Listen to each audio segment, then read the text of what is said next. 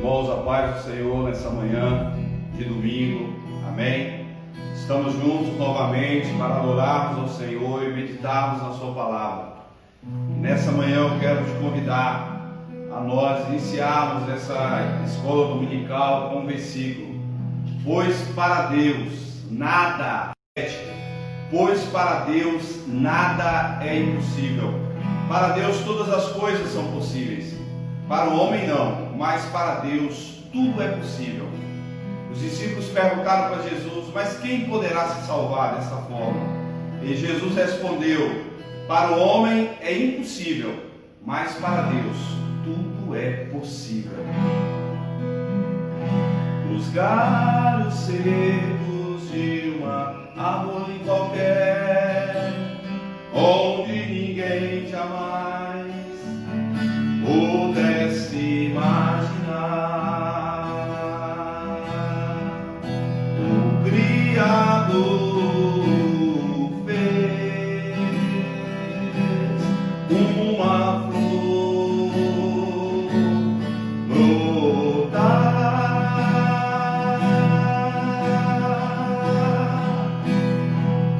Olhai, olhai, olhai, os lírios crescerão nos campos,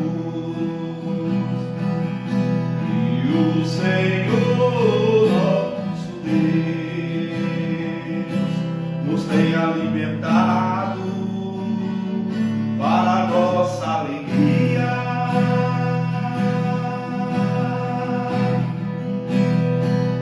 Para a nossa alegria, alegria da graça de Deus, para a nossa alegria. Senhor nosso Deus e nosso Pai, nessa manhã, ó Deus, nós queremos te louvar e te agradecer. Tu és o Deus que nos alimenta todos os dias da nossa vida, assim como o Senhor alimenta os pássaros, ó Deus amado, que não semeiam nem plantam, e tem sempre o que colher, o que comer e o que vestir. Quanto mais aqueles que te servem, Senhor. Nesta manhã, Senhor, nós nos achegamos a Ti, nós nos achegamos à Tua palavra, para adorar o Teu nome, para declarar que somos inteiramente Teus. Nós te louvamos, Senhor, e entramos nessa manhã na Tua presença, Senhor, para aprender e para entender a Tua palavra, e para compreender aquilo que o Senhor quer falar conosco, Pai. Ser conosco nessa manhã, Jesus. Nós te adoramos e te bendizemos em nome de Jesus. Amém. Eu queria convidar você a abrir a sua Bíblia no livro de Romanos, no Evangelho de Romanos, nessa manhã, para que nós pudéssemos assim meditar na sua palavra. O livro de Romanos, no capítulo de número 8, o que o apóstolo Paulo escreve aos romanos, e que nesses dias nós podemos dizer assim, o que o Senhor tem para nós, aquilo que o Senhor quer falar conosco. E a palavra que eu quero nessa manhã meditar com você: o sofrimento está no ambiente em que nós vivemos. O sofrimento está aí. E por que o sofrimento está aí? E por que Paulo escreve aos romanos isso? Tenho para mim que as aflições desse tempo presente não são para comparar com a glória que em nós há de ser revelada. Por que Paulo escreve isso para os romanos? Jesus, na sua palavra, nos afirma que Ele está conosco, que Ele não nos deixaria órfãos. Mas Paulo, com a sua carta aos romanos, ele escreve algo importante que nós precisamos em Cristo, que devemos permanecer em Cristo, que nós devemos estar em Cristo, que nós não vamos sair de Cristo. E nessa manhã, o que eu queria dizer, quando Deus encontra com Adão, após a queda, a desobediência dele, Deus fala bem assim: o que é isso que fizeste? Agora o mundo criou, agora vai sofrer. Deus falou com Adão que foi isso que você fez. Olha agora, olha o que vai acontecer. E de fato, daquele período da queda até hoje, a humanidade e o mundo está em sofrimento. Nós estamos nesse ambiente aqui, nesse ambiente em que nesses dias em que nós estamos, nós precisamos buscar ao Senhor. E no livro de Romanos, no capítulo 8, eu queria convidar você a abrir a sua Bíblia, no livro de Romanos, capítulo 8, que nós vamos falar quem somos nós e por que nós não vamos escapar do sofrimento. Nós precisamos saber quem somos nós. Quem somos nós? Quem é você? Você precisa saber quem é você, eu preciso saber quem sou eu, nesses dias agora. Porque nós não podemos ficar alheios ao que está acontecendo e sem saber quem somos nós. Então a palavra do Senhor no livro de Romanos, no capítulo 8, diz assim: portanto, agora nenhuma condenação há para os que estão em Cristo Jesus, que não anda segundo a carne, mas segundo o Espírito. Porque a lei do Espírito de vida em Cristo Jesus livrou-me da lei do pecado e da morte. Pois o que era impossível à lei, vista que estava enferma pelo pecado, Deus, enviando o seu Filho em semelhança da carne do pecado, pelo pecado condenou o pecado na carne, para que a justiça da lei se cumprisse em nós, que não andamos segundo a carne, mas segundo o Espírito. Os que são segundo a carne inclina-se para as coisas da carne, mas os que são segundo o Espírito, para as coisas do Espírito. A inclinação da carne é morte, mas a inclinação do Espírito é vida e paz. A inclinação da carne é inimizade contra Deus, pois não é sujeita à lei de Deus, nem em verdade o pode ser. Portanto, os que estão na carne não podem agradar a Deus. Vós, porém, não estáis na carne, mas o Espírito, se é que o Espírito de Deus habita em vós. Mas se alguém não tem o Espírito, esse tal não é dele. Mas se Cristo está em vós, o corpo, na verdade, está morto por causa do pecado, mas o Espírito vive por causa da justiça.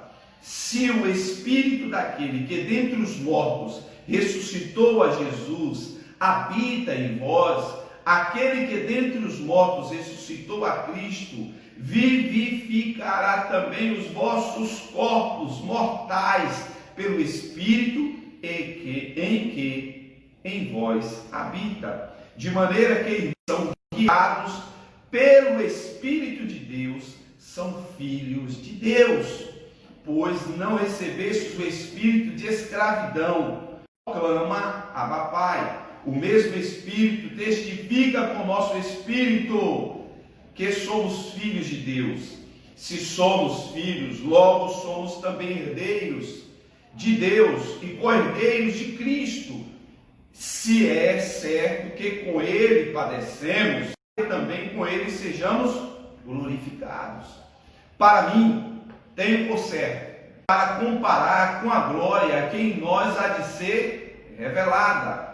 A ardente expectativa da criação aguarda a revelação dos filhos de Deus, pois a criação ficou sujeita à vaidade, não por sua vontade, mas por causa daquele que a sujeitou, na esperança de que também a própria criação será libertada do cativeiro da corrupção para a liberdade da glória dos filhos de Deus.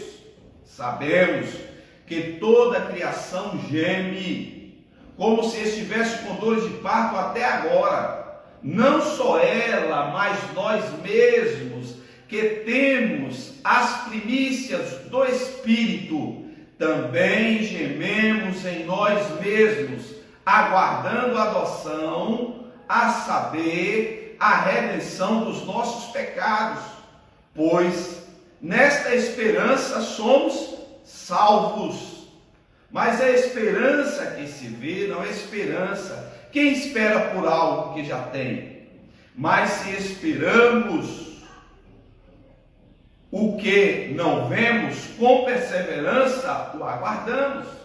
Da mesma maneira também, o Espírito ajuda as nossas fraquezas, nós não sabemos o que havemos de pedir como convém, mas o mesmo Espírito intercede por nós com gemidos inexprimíveis. Aquele que examina os corações sabe qual a intenção do Espírito, porque, segundo a vontade de Deus, é o que intercede pelos santos. Sabemos que todas as coisas concorrem para o bem daqueles que amam a Deus, daqueles que são chamados segundo o seu propósito. Agora, o que diz o versículo 31? Que diremos, pois, a essas coisas? Se Deus é por nós, quem será contra nós? Aquele que nem mesmo o seu próprio filho poupou, antes o entregou por todos nós, como não nos dará também com ele todas as coisas? E ele continua: quem tentará acusação contra os escolhidos de Deus? É Deus que justifica. Quem os condenará?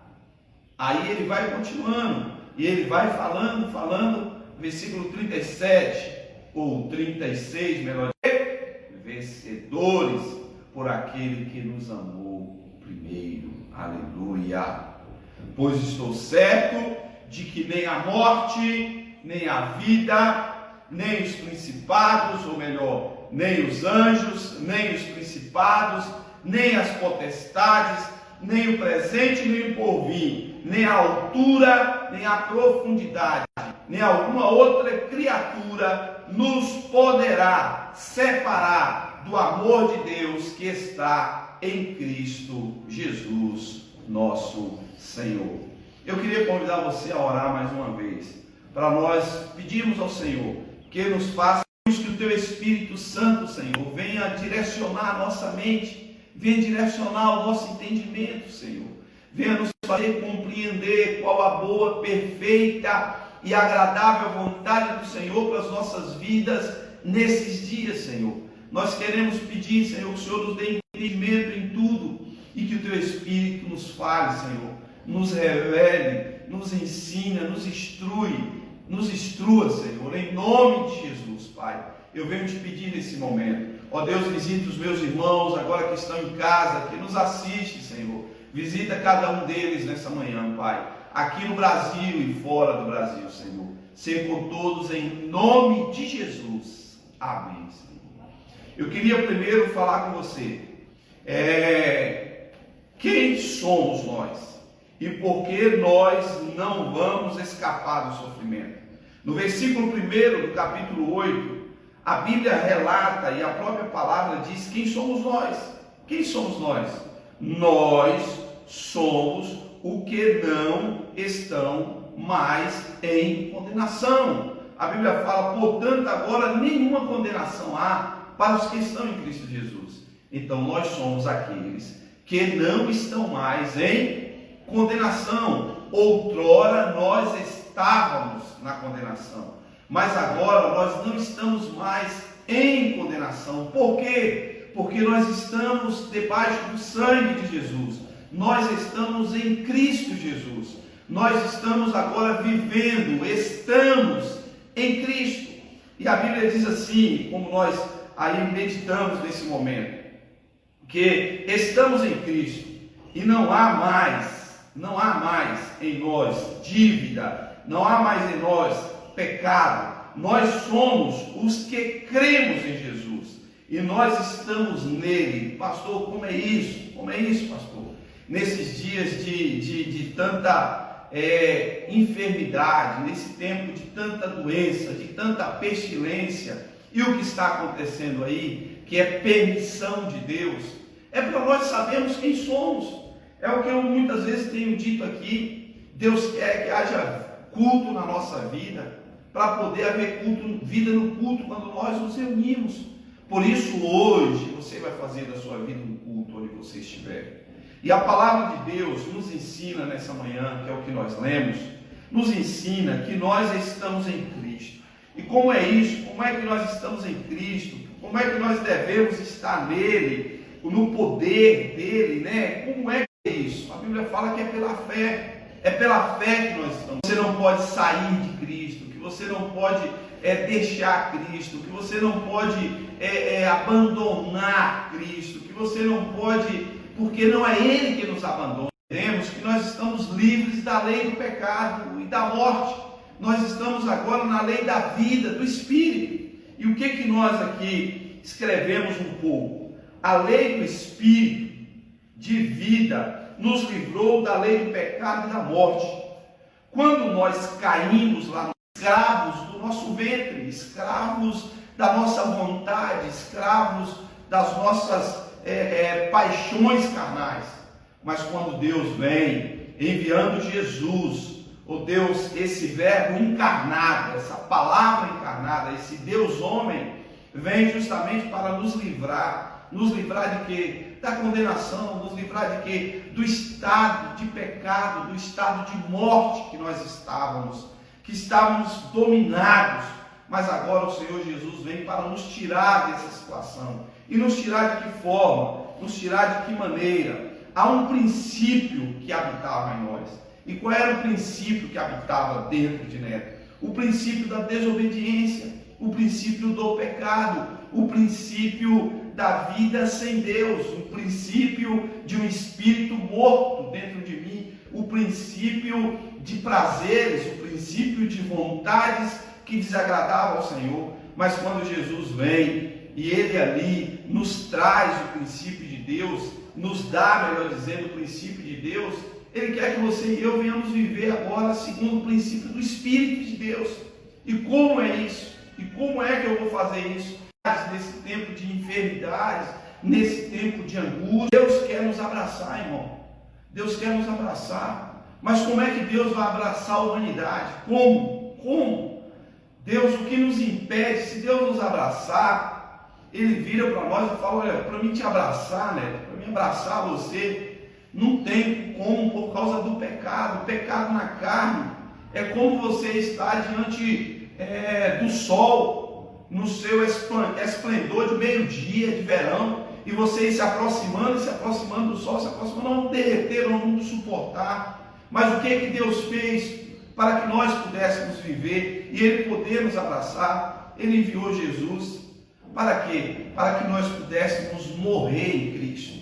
Morrer em Cristo, porque só Jesus pode nos ressuscitar, só Ele pode nos dar vida. Então, morrendo nele nós podemos viver, porque Ele fala que eu sou a ressurreição e a vida. Então significa o quê? Nós morremos para o pecado, nós morremos para o mundo, nós morremos para a carne, e agora nós vamos viver em Cristo, viver essa vida que o apóstolo Paulo escreve aos Romanos, que não andamos mais segundo a carne, mas segundo o Espírito. A inclinação da carne é morte, mas a inclinação do Espírito é vida. A inclinação da carne é inimizade contra Deus, e não é sujeita à lei de Deus, a obedecer a Deus. Mas agora, nós que morremos em Cristo, sujeitamos a nossa carne, sujeitamos a nossa vida, sujeitamos a nossa vontade, sujeitamos os nossos desejos, sujeitamos o nosso ser para obedecer à vontade do Espírito de Deus e da palavra de Deus. Há um princípio do pecado, e esse princípio do pecado, ele precisa ser quebrado. Jesus veio para tirar esse princípio do pecado de nós. Havia em nós um princípio ativo, que ativava, nós éramos tendentes a tudo de ruim. Nós somos tendentes enquanto estivermos nessa carne. Mas agora, pela fé, não há mais esse princípio ativo da carne em nós, porque Deus nos deu o Espírito Santo. Ele nos deu o Espírito Santo para quê? Para agora haver em nós uma ação do Espírito Santo. Irmão Geis, uma ação do Espírito de Deus. É Ele agora que vai ativar, é Ele agora que vai nos fazer viver. Deus diz para mim e para você que esse princípio ativo do pecado, ele agora perdeu a força. Por quê? Porque nós morremos em Cristo. E há um detalhe, há agora um outro princípio. Qual? O princípio de vida, o princípio do Espírito de Deus. E o Espírito de Deus, ele é ativo em nós. E ativo em nós de que forma? Agindo dentro de nós. fazendo aquilo que Deus quer. O Espírito de Deus habita em nós e nós não somos mais escravos do pecado, porque nós decidimos ser livres do pecado. Por isso agora você peca quando você passa a ter essa consciência, chamada consciência cristã de Cristo.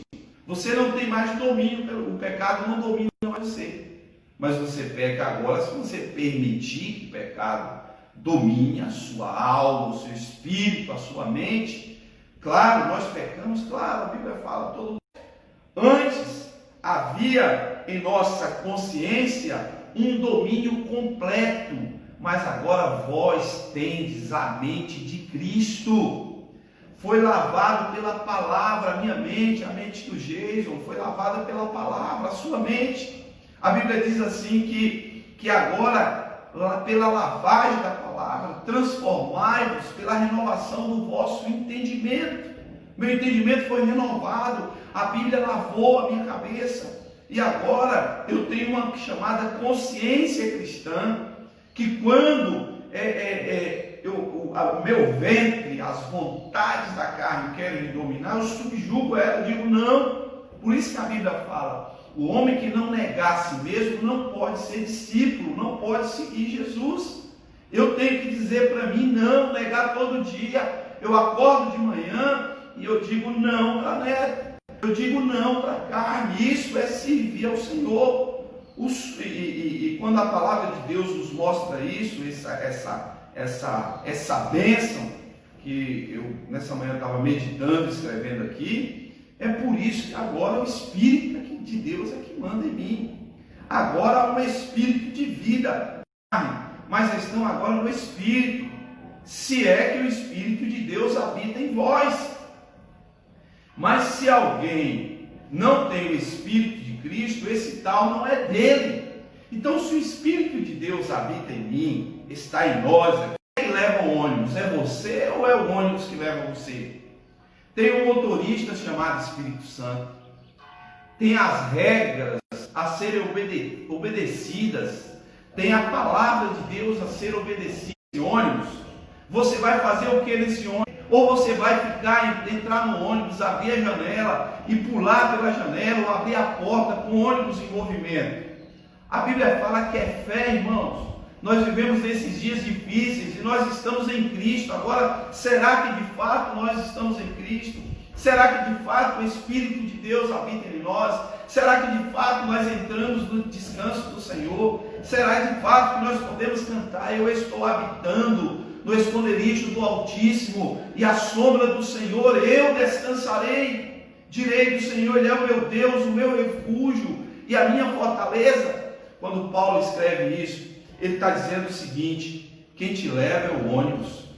O crente ainda não entendeu isso. Quem te leva é a escada rolante, irmão. E qual é o seu papel? Ficar na escada, ficar no ônibus, ficar no avião. Você entrou no avião chamado Jesus, você entrou no barco chamado Jesus. E qual é o seu papel nesse tempo de pandemia? Qual é o seu papel nesse tempo de angústia? Qual é o seu papel nesse tempo de morte? Ficar em Cristo. Esse é o seu papel, ficar na escada, irmão. A escada vai te levar até em cima. A escada é uma escada rolante, seu papel é ficar nela. Qual é o seu papel? Você não entrou no ônibus pela fé, esse ônibus chamado Jesus? Ficar no ônibus. Qual é o seu papel? É dar uma crise dentro do avião chamado Jesus, e dar uma crise, um pânico de medo. Ô irmãos, o Espírito Santo manda você acalmar, você deitar, ele vai te alimentar. Ah, pastor, eu não estou entendendo isso, vai ficar parado. Não estou falando ficar parado, não. Ô, preguiçoso, vai ter com as formigas, não é isso. O que eu estou falando é de um estado de fé, o que eu estou falando é de um estado de espírito, o que eu estou falando é de um estado de alma. É você poder se render totalmente ao Senhor, é você entregar totalmente ao Senhor. É isso que a Bíblia está falando aqui. Viver segundo o Espírito, irmão, é mais ou menos o seguinte: é mais ou menos você dizer assim: tá bom, eu entendi, eu vou descansar agora aqui nesse barco. Eu estava na água morrendo afogado e eu entendi que Jesus me salvou. O que é isso? Eu me lembro muitas vezes de afogamento. Sempre gostei de água, sempre fui criado ali na beira do rio ou do mar, que nós moramos aqui nesse litoral da Bahia. E quantas vezes fui em pessoa salvar alguém que estava morrendo. Você sabe qual era a primeira coisa que vinha na nossa cabeça quando ia salvar a pessoa? Eu vou te falar aqui. Por isso que a palavra de Deus diz que a verdade, enquanto a pessoa tentava se salvar, enquanto a pessoa se batia, nós não encostávamos nela, não. Muitas vezes eu vi pessoas salvarem outras, e alguns afogamentos, pelo menos eu nunca fui pela frente da pessoa, ela se batendo, eu nunca encostei perto dela. Você sabe por quê? Sua vida, é impossível o salva-vida chamar Jesus te salvar.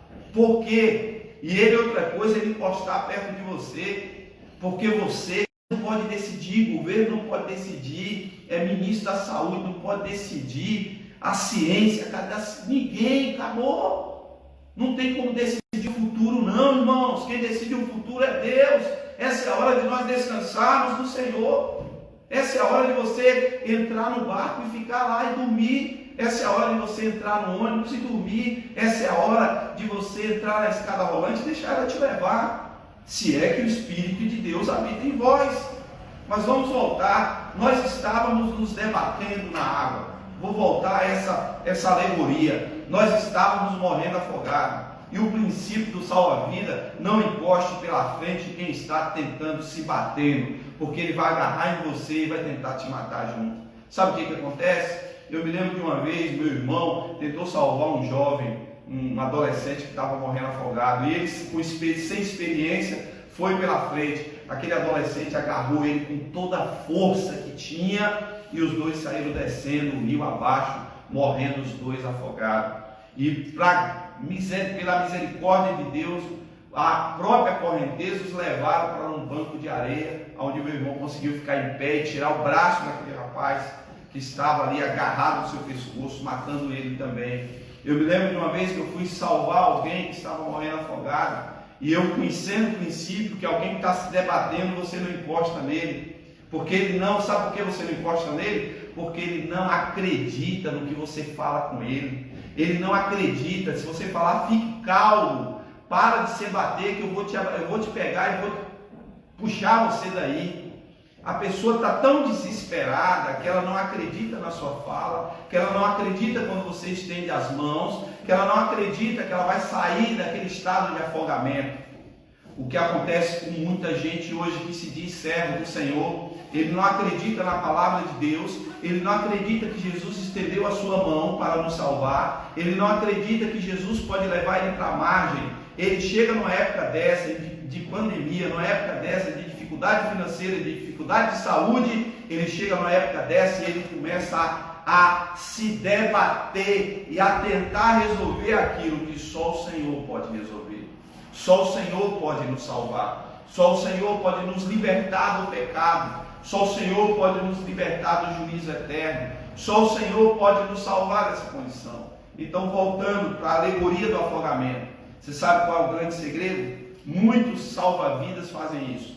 E eu fiz isso uma vez. E faço isso hoje para ser salva por Jesus, para ser salva pela igreja.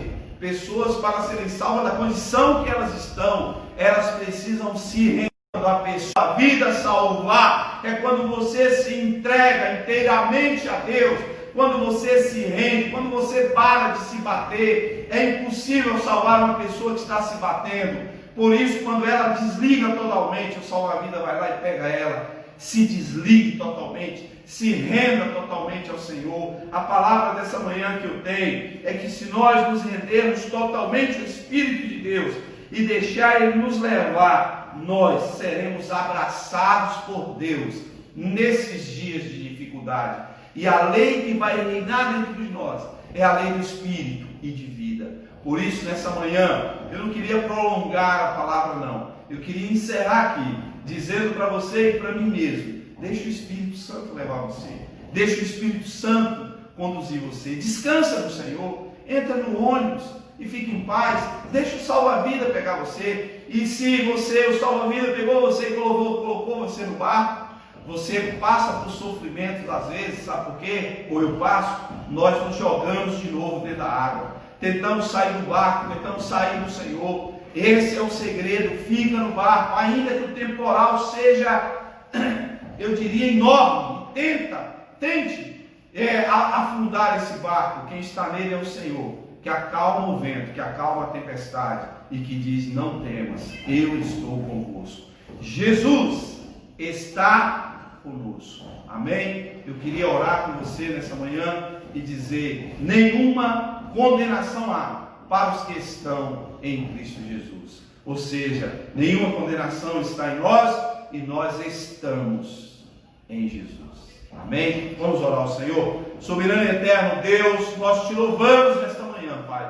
Queremos entregar as nossas vidas ao Senhor. Queremos entregar todos ao Senhor, Pai, que agora nos ouve. Ó Deus, via internet, que estão conectados. Entregamos todos nas tuas mãos. Pedimos que a boa mão do Senhor vá ao encontro dessa irmã, desse irmão, e descanse a alma dela, descanse a alma dele. Sossegue no Senhor, que ele fique, ó Deus, no barco. Que ele fique, ó Deus, na escada. Essa escada é rolante, vai levar ele à eternidade. Que ela permaneça, Senhor, dentro deste ônibus pela fé, crendo que o Senhor é o Deus que cuida de nós.